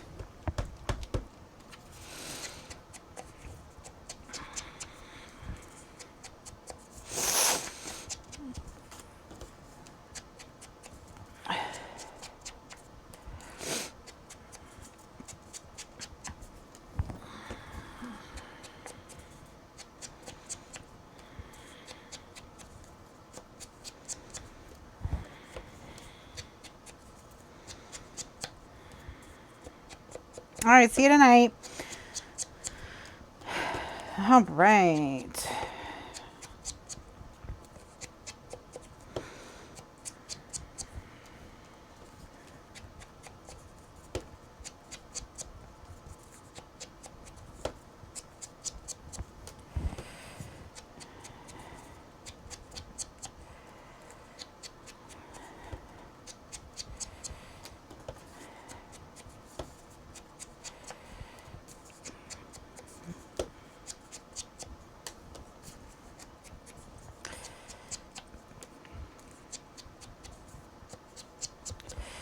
Okay, so that's that pile. Now we'll do this pile.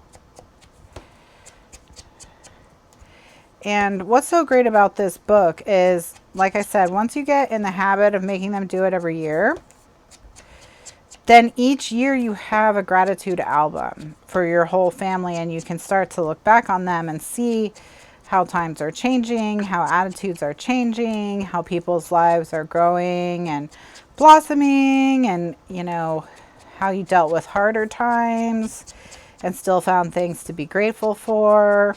So it's nice to have a record. You know, gratitude, expressing it, being aware of it makes people happier.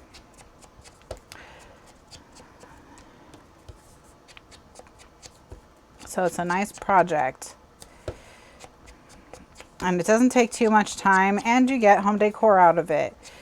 Because the book, at least this book this year, is going to be something that can be displayed on a mantle. And make sure you get a picture of everyone.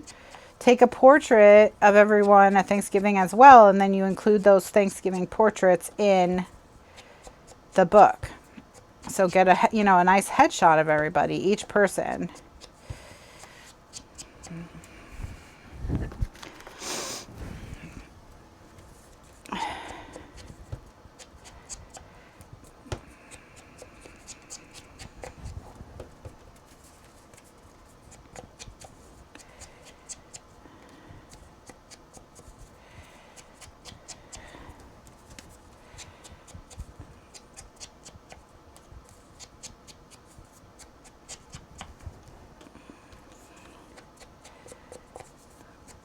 There you go. That's another good idea. I love to journal says I'll do a New Year's one with winter paper, and everyone can say what they wish for 2020. That's a very cute idea. And, you know, if you don't have a big Thanksgiving dinner, but you do a big Christmas dinner, you know, you can decorate it with Christmas paper instead of fall paper.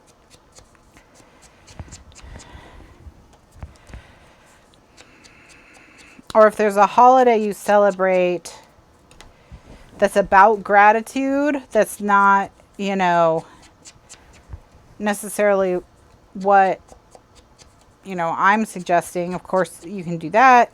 You know, do it. You know, if you're the only time your family gets together, for example, is Easter, that would be a good time to do it, you know. Yeah, Canadian Thanksgiving's in October. Like I said, I always think that next year I'm going to be organized and do it in September, so I'm in time for Canadian Thanksgiving, and I never am.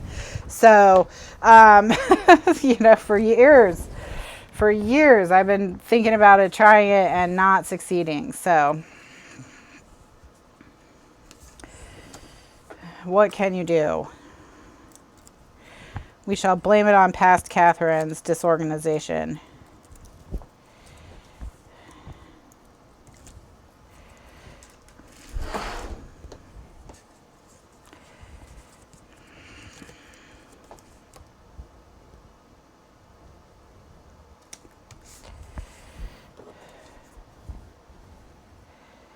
Yes, kids end of school year, they can have all their friends write a little note. Yes, that's another good idea.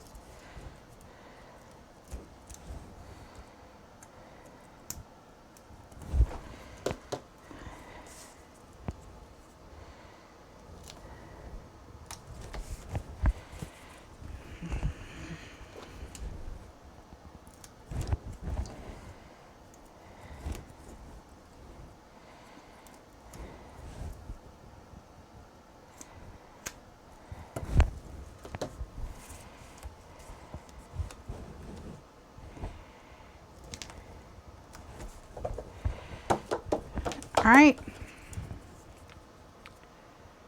And then on the back,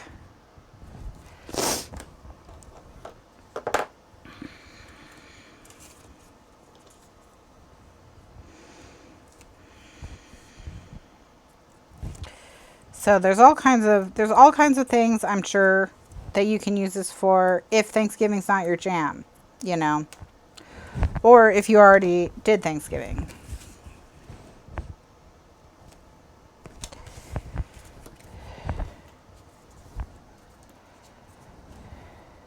It's a very versatile project, absolutely.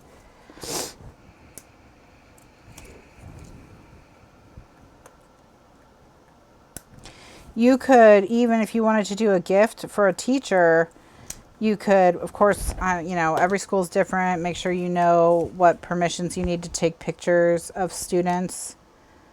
But, you know, assuming that that's something that's an option, you could take a picture of each student and have them write their favorite memory from the school year and give that to the teacher. Guests at a wedding shower or a baby shower, absolutely. That's another good one.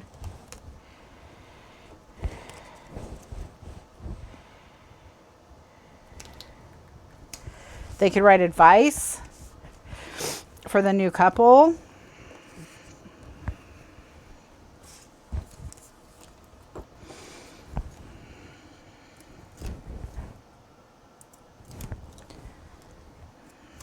Retirement party.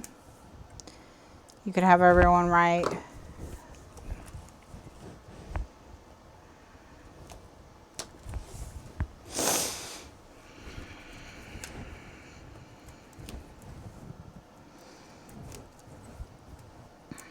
So, yeah, absolutely.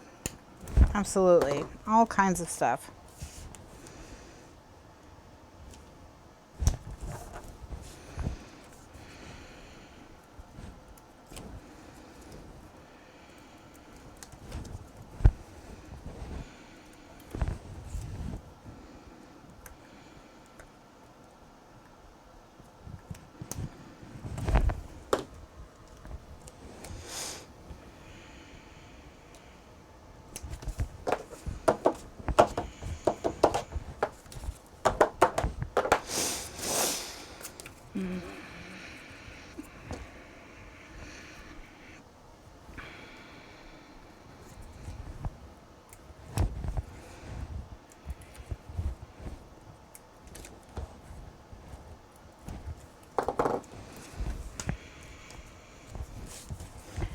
And then you just put it all together. So again, this is one of those sort of assembly line projects. By the way, I think the 24th is the last day for Glitter Party 2019. This would be a good one. You know, I'll have shown you the construction of the album tonight. That's what we're going to do. I'm going to show you how to make the page module and how to attach all the cover module and the closure module. So that's what we're going to work on tonight. So, you know, we may not do much in the way of decorating of the album itself, but I do want to show you how to put it together so that you are good to go for after the holiday.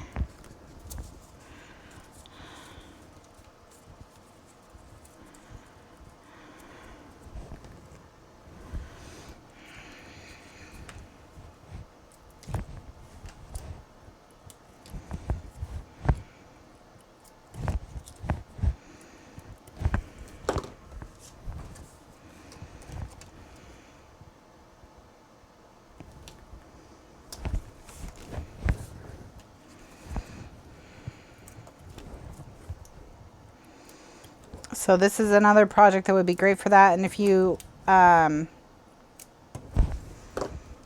looking for something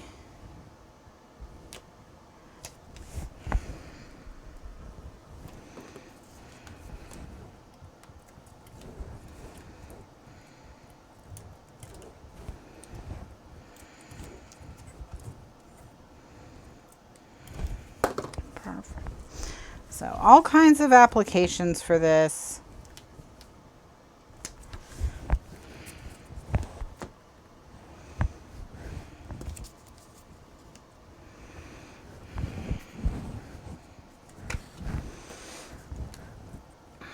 But, and with anything that's assembly line like that, like this, I always recommend, you know, listen to a book on tape or watch your favorite show on Netflix, you know, anything like that, something to keep your mind occupied, because your hands are doing the same thing over and over and over again. So it doesn't, you know, it doesn't require your whole brain's concentration to stick these pieces inside of it. Or if you're doing the hand-drawn version, to hand draw the lines.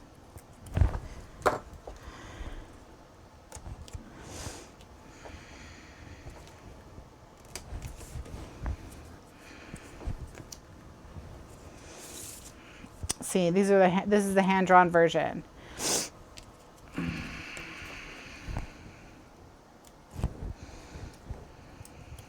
Now, I like the hand-drawn version myself, especially with this paper, because this paper is a little bit on the cuter side.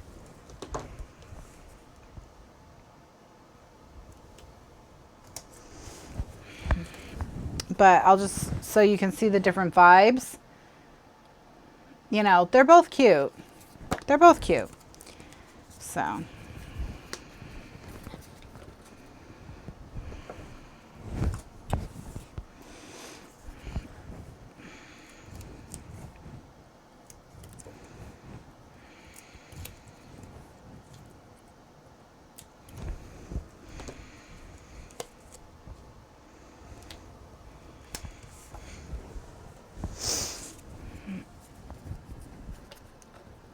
I got the porcupine. I did. Excellent.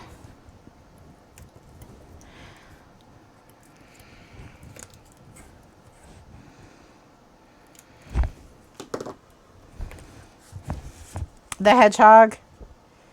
It does look, that's true. Hedgehogs are cuter than porcupines. All right, so I got the porcupine. Alan got the fox. My brother Scott got the squirrel. Liz got the apple.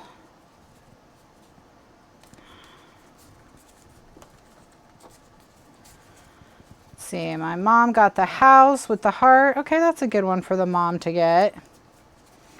Damien got the knitted pumpkin. Tiny Cat got the acorn.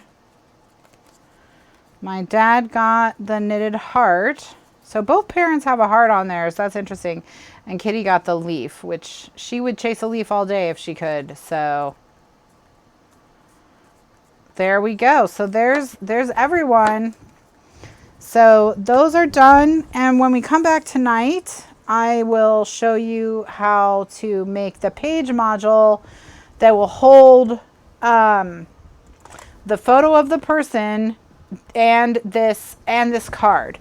And then you make as many of those as you have people. And then I'll also show you the closure and the front cover. Okay, so I may not make 9 pages tonight. You know, I'm going to make 1 page, then the front cover, then the closure. And then if there's time, I'll fill it out with more pages, but I want to make sure you get each of those 3 elements. So what we may have tonight is, it may not look like a complete book, but I want you to have everything you need to carry out this project at home.